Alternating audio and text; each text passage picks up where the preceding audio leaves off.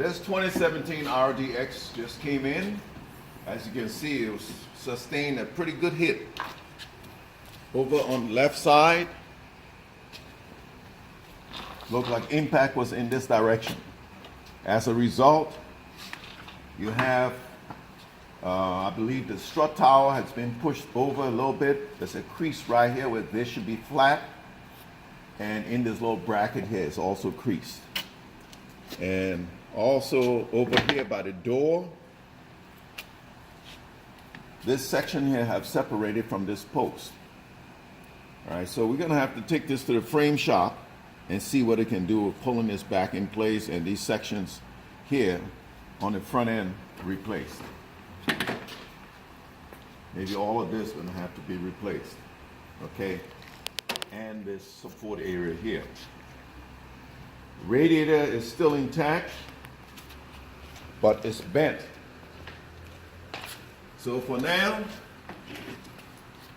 I'm gonna stick it back in so I can connect the ATF lines, because right now when you start it up and put it in drive or reverse, it slams into gear. So I'm gonna connect all this stuff back up temporarily, put some water in it. I'm not gonna use coolant because it would be just a waste.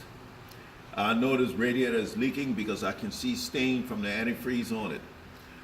But we plan on replacing this anyway.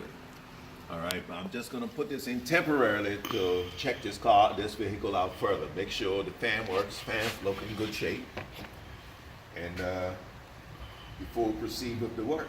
Yeah, this light assembly gonna have to be replaced also. There's 3 airbags deployed. The seat airbag, my understanding is the whole seat will have to be replaced because naturally when that comes out, the seat is ripped. Okay, and then you have the curtain also deployed and the steering wheel airbag need to be replaced.